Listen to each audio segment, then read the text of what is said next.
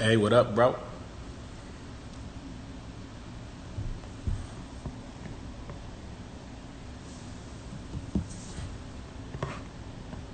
Travis is about to hop on. Just talk to him via text. Here's Travis right here.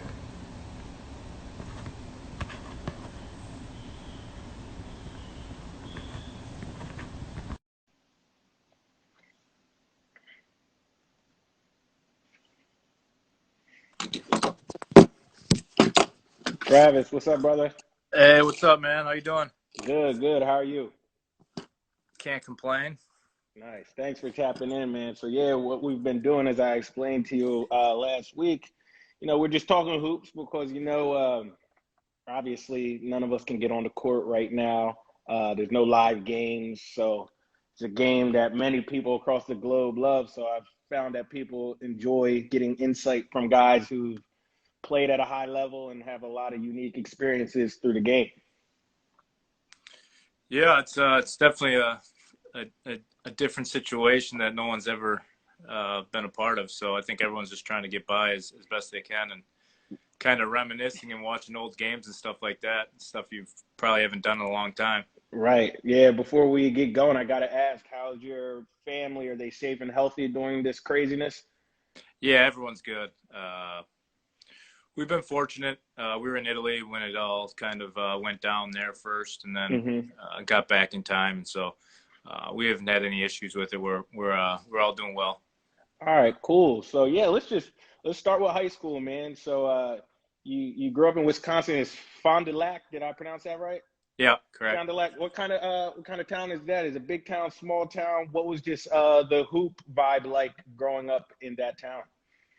No, it's a smaller town, maybe 40,000 people, Hmm. but very basketball centric. My uncle was the high school coach, so Cool. for me as a little kid, playing for my uncle was always kind of like that was the NBA to me. Like I Right. had no aspirations to play in the NBA because A, I didn't know if that was realistic, but B, the high school program was something that I strived to play for, and so that was something that kind of drove me initially when I was a little kid. Is my dream just to play for my uncle in high school. Nice. And I guess when did you start playing varsity basketball? He was a varsity coach, I'm assuming. Did when did you actually get to truly play for him on the varsity level? What age?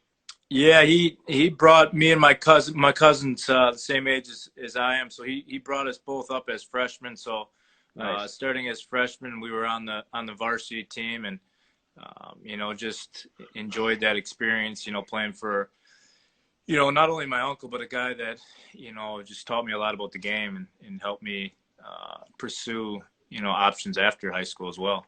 Right. Now, over the years, we have seen a lot of good talent coming out of the state of Wisconsin. You obviously came out of there. What was the talent level like during your 4 years? Were there any guys in particular that stuck out to you that you remember playing against? And just what was the competition level like? Yeah, I mean it's high level. In Wisconsin, you have Wisconsin, then you have Marquette, are the two major Division One programs. But then you also have University of Wisconsin Green Bay and University Wisconsin Milwaukee. But also in Wisconsin, the Division Three level of basketball is really high, and there's a lot of colleges here at the Division Three level. Right. Some of the guys that played against in high school were like, Devin Harris, who was a lottery pick, Yeah. was from the Milwaukee area. So he was the main guy, that I would compete against. And obviously he went to Wisconsin, I went to Marquette, so we kind Hmm. of had that battle going through college. And obviously he had an incredible NBA career as well. So he's the one guy that was probably the guy that I enjoyed competing against the most because he was one of the best. Yeah, Devin could really shoot the ball.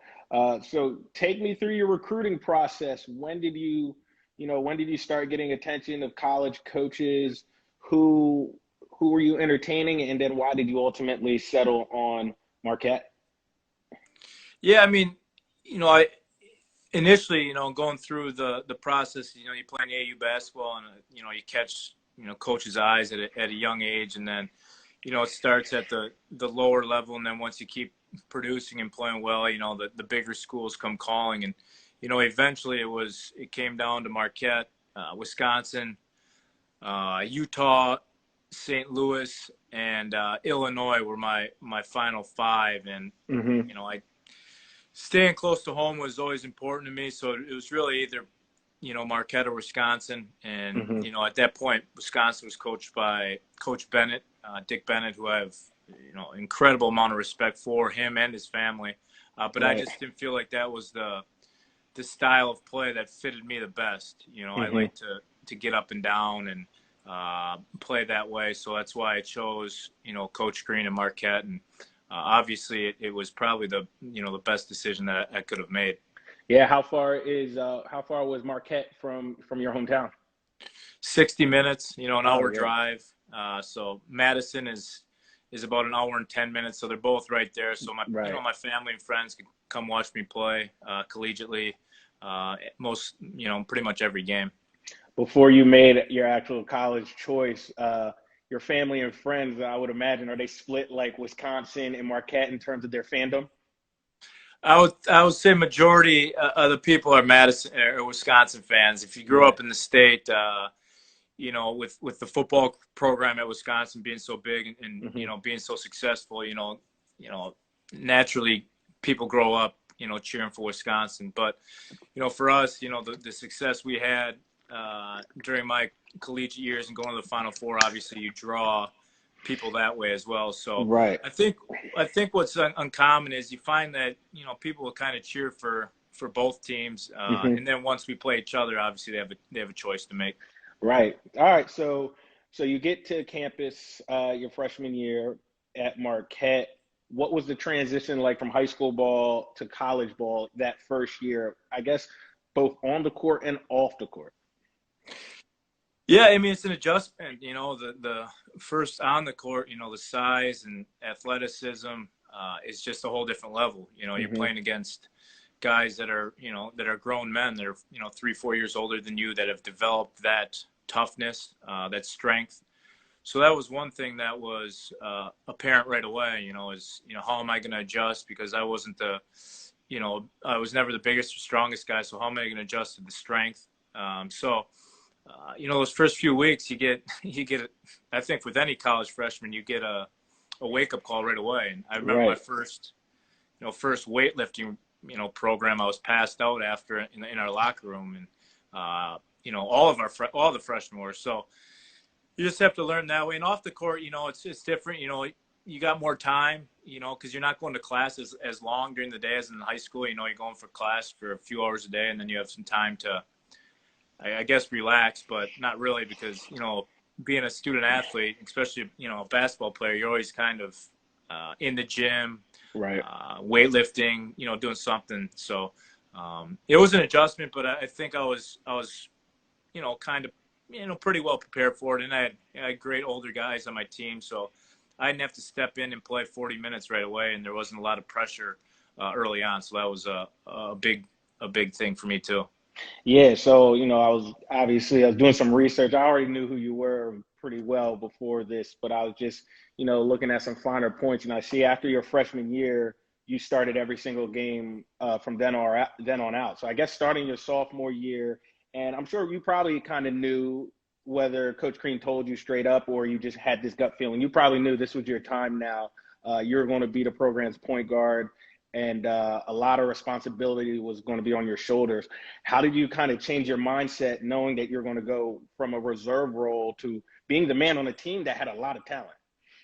Yeah, that was one of the things. Coach Crean, when he recruited me, he never promised me anything. He said, you're going to come in, but when I was a freshman, we had an all conference point guard, and he helped me a lot. So Yeah. I knew coming in I wasn't going to start right away, and that was fine with me because I knew we were going to be pretty good. My freshman year, we went to the tournament. We were a 5 seed. Unfortunately, we lost in the first round, but I knew after Cordell graduated, it was going Hmm. to be if I produced, it'd be my role as a point guard. And Right. there was pressure on that because I remember reading, and being a part of it is, the question was, can Diener run this role as being point guard because we were so talented. And we, Hmm. obviously, people know, D Wade. So we had a chance to be really good, but there was the unknown of could I be that guy that could run the show? So I remember that summer going into my sophomore year, I went to Australia to gain some more experience on a team and played pretty well. And then, I've always been confident in my abilities. So it kind of just, went with there. And obviously we were talented. We had a really good team. So, when you're playing with great players, it makes your job a little easier. Yeah, so that year where you guys, I think it was your sophomore year, was that when you guys made the Final Four? Yeah. When did you know, was it maybe in practice before the season started or mid-season? When did you realize, hey, we can beat anybody in the country. We have a legit chance at, if things fall right and we keep playing well to go to a Final Four and maybe win a national championship. Yeah, I think, before the year, you always think you're going to be pretty good, but you just don't know until you start playing games. And that year we Yeah. didn't start off particularly well. But during the course of the year, we beat some really good teams. I mean, we beat Wisconsin, who I think won the Big Ten that year. We beat Yeah, they Wake did. Forest, who won the ACC that year. So you knew that we had a chance, and we were talented, and we had some really good players. We had some depth. We had great size. And I remember a game, and I've said this before, is we lost to Louisville at home, who was really good, Hmm. on a buzzer shot by Reese Gaines, and then we Yep. played them. Then we played them 10 days later at Louisville, which is one of the tougher places to play in the country. When you guys were We both in the got Conference USA, right? Yeah, and Yeah. we Okay. got down. We got down 19 in the first half, and we ended up coming back and winning that game. And I think that gave us the confidence that we needed. Like, look, we can play against anybody, anywhere, and we have a chance to win, big games when they matter. And I think that was the step that we needed because the previous year we lost in the first round, but that gave us that experience, the following year. So I think that game right there gave us the confidence that we can beat anybody in the country. Yeah, there's certain programs that just don't lose very often at home. Louisville's one of them. You got your UConns, but when any team you're on goes into Louisville and gets a win, you're serious. Um, so yeah, you guys get to the tournament and just take me through. I guess you can even start it through the Conference USA tournament. That magical run you guys had.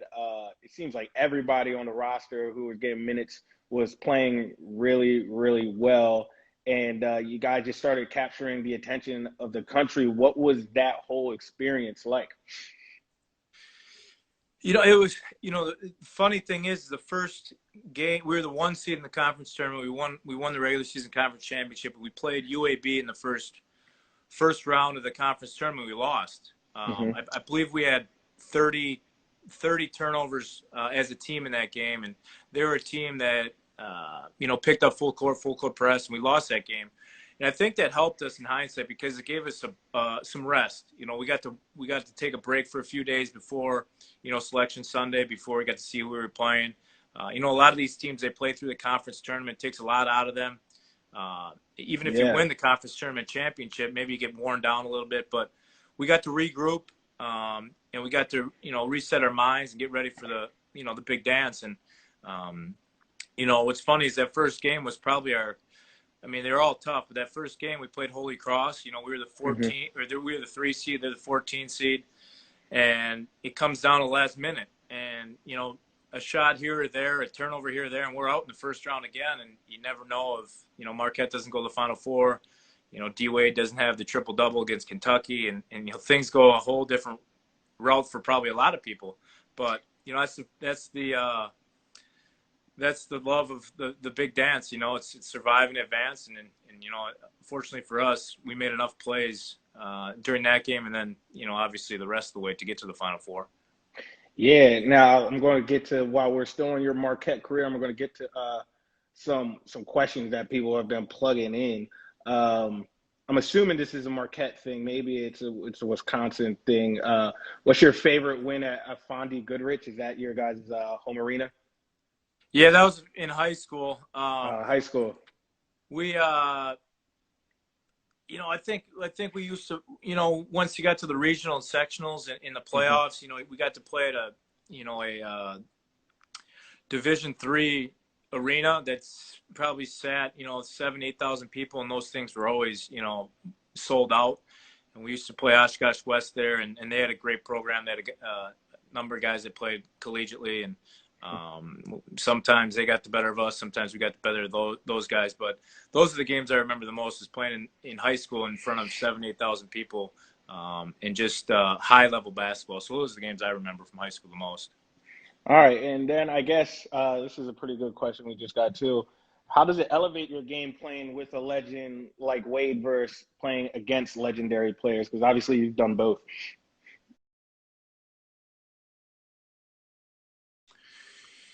Yeah, I mean, playing with Dwayne, at that stage of his career, collegially, you didn't know he was good. You knew he was special. I think we Right. all knew he was special, um, but you don't know how special until you get, obviously, the tournament. He has incredible games in the tournament. That's what's great about big time players, is when it matters the most, they play their best. Hmm. And um, he alleviates a lot of pressure, he creates a lot of space for you on the court. He just makes the game easier, and that's what great players do. They make the game easier for their teammates. Now, when you're playing against guys like that, for example, playing against Dwayne in practice, or playing against guys in the NBA, Yeah, when Devin you're going, Harris, for instance. yeah, when you're going Hmm. against the best, you want to play your best. So it gives you Right. that motivation. Like, you can't come into the game and think it's going to be easy, because you're playing against the best, the best guys in the country, the best guys in the state, whatever it is. And so you have to come out and be ready to go. And it's your opportunity to show, just how good you are. And you want to play well in those situations. Cool. And then this is a fun one. Who wins in a shooting competition, you or Steve Novak? Well, I would never bet against myself. Right.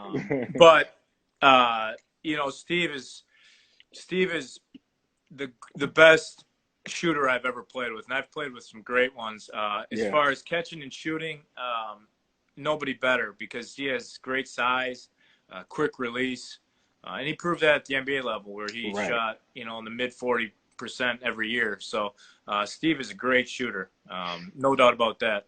But I would never bet against myself. Right. All right. So, you finish your Marquette career as one of the all-time greats. The numbers back it up, the moments back it up, and now you position yourself to play in the NBA. I guess before we get to that actual draft moment, you seem like a pretty confident guy. You always play very confident. But when you were in high school, did you have NBA dreams? Did you think that was a possibility, or were you more just like, hey, we're going to go to college and then figure it out? Yeah, no, not really. To be honest, growing up in a small town, like I told you before, it was my dream to play for my uncle. And then once I got to high school, and then you have these letters coming in, these schools showing interest and offering you scholarships. Then it was like, oh, this is great. Like, I'll go to Marquette, I'll play for 4 years, and then I'll get into coaching.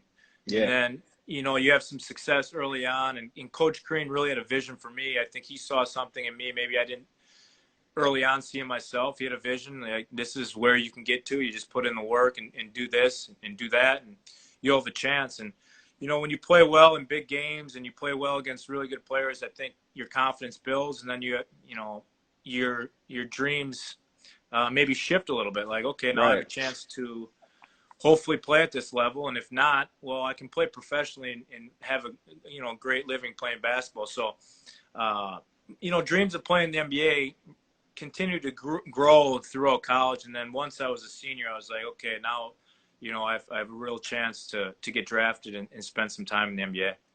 Cool. And then, you get drafted by the Orlando Magic. Can you take us through just the pre-draft process? What's that grind like? Who were you working out against in these tryouts, which they essentially are for these teams as you go through the process?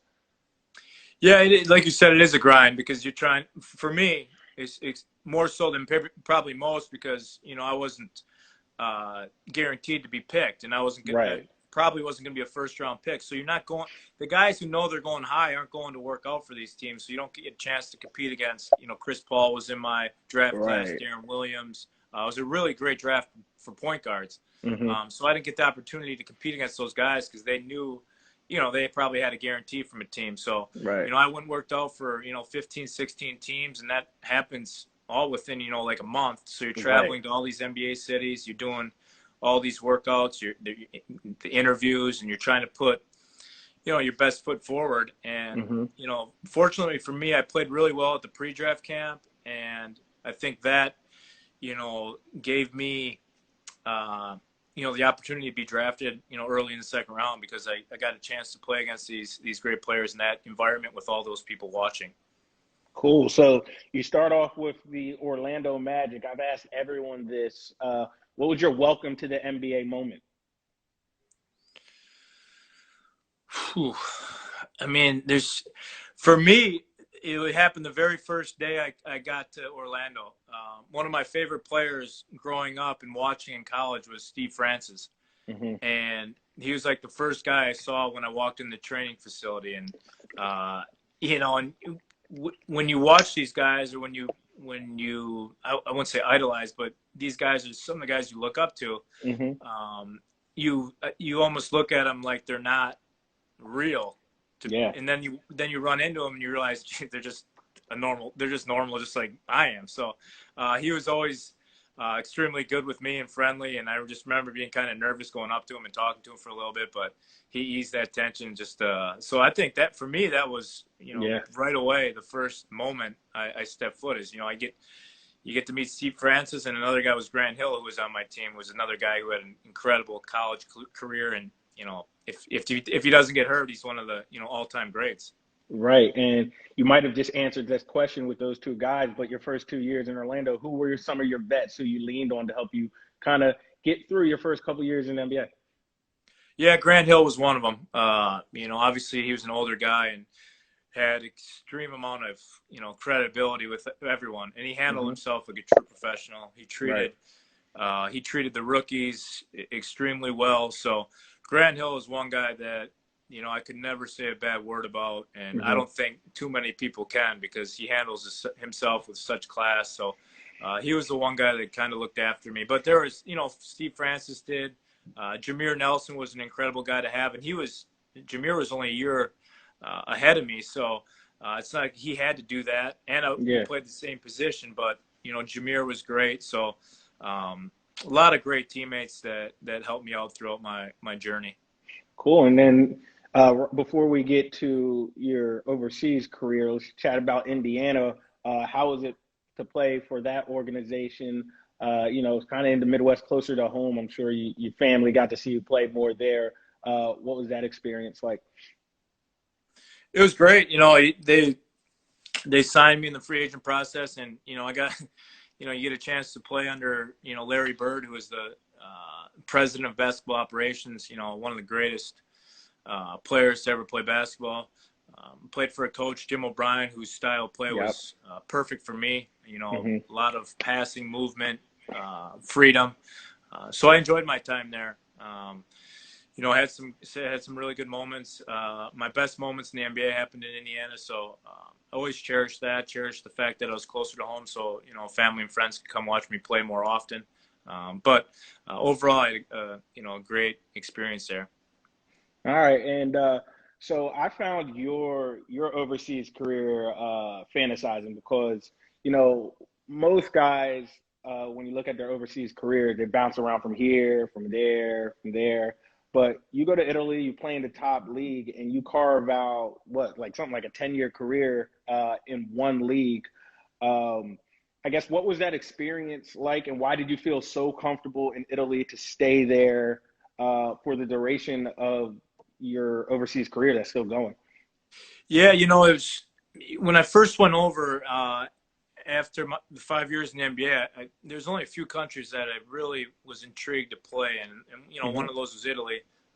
My wife is Italian, has Italian roots. Her parents were both born there. And everything I had heard, I had never been to Europe before, but everything I had heard was just a beautiful country, and that all came true. So the decision to stay in Italy was really easy for me because once I feel comfortable, there's really no need to change. And Hmm. I was playing my first 4 years in Italy, I was playing with, for a great organization, a great coach that gave me incredible freedom. And I just felt like, there's why move. And, Right. you're right. Like most Americans do bump around year here, a year there. But, I felt comfortable. I was in a great city, great fans. My wife, my family loved it. So never felt the need to really change. Cool. And two people have asked this question on Twitter. Who was the best player you played against? You have played against while you've been overseas in Italy. Geez, there's a lot. You get a lot of these former NBA players, obviously, that come over and play.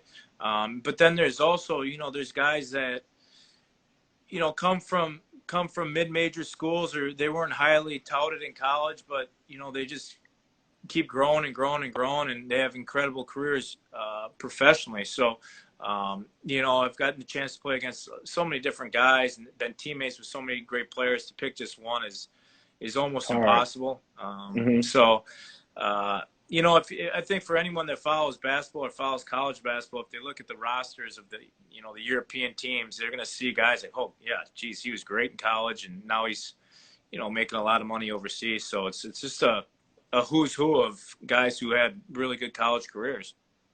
Yeah, and one thing that a bunch of guys have talked to me about too, and I'm sure you can echo on this sentiment. When you see another American overseas playing ball, is that camaraderie you guys have when you see each other, even if you guys don't know each other from a can of paint. Yeah, I mean that's for sure. Obviously everyone's in a foreign country, so when you can be around guys that have gone through similar situations, obviously speak the same language, are Right. going through some of the same battles, that you do overseas. There's that camaraderie, and it's not as cutthroat, obviously, because maybe after the game or during the week, you guys can meet up and hang out for a little bit and just talk about what's been going on. And obviously, you get to play with such great, I get to play with such great teammates as well. That that's basketball, though. You Yeah. play with people that have grown up a totally different way from me. They grew up with different circumstances. They face their challenges, but basketball kind of brings everybody together. And very fortunate that I got the opportunity to play with so many great players. And that's what you cherish the most. I think more Right. so than even winning and losing, especially at my age now, is those relationships that will continue on. Cool. All right. Just a couple more questions, then I'll let you get back to your Saturday. This is one I've asked everybody, and a couple people have chimed in about this too. Did you get to play against Kobe Bryant, and do you have any specific memories with Kobe? Yeah. Fortunately, I did get to play against Kobe, and Kobe's one of those guys I was talking about. When you watch these guys on TV, and Kobe is such a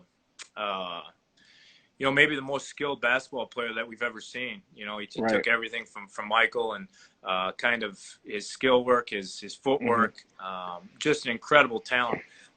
And I remember a game in LA. He had a buzzer shot against us, and he made it look so easy. It was a tie game, and he just got to his spot about 17 feet from the elbow, fade away, game over. And Hmm. like he's done so many times, but it's one of those moments where you're in the game, and he's got the ball, and you just know you're not going to win. It's over. And Yeah. not many guys have that quality, but Kobe Hmm. is one of them. To always come up, big in clutch moments. He didn't have any fear in him, and Hmm. it's tragic. It's really tragic what has happened. Cool. Cool. I see Malachi Richardson in here. Go Syracuse. I had to do that plug. We get same alma mater. But Yeah, last question.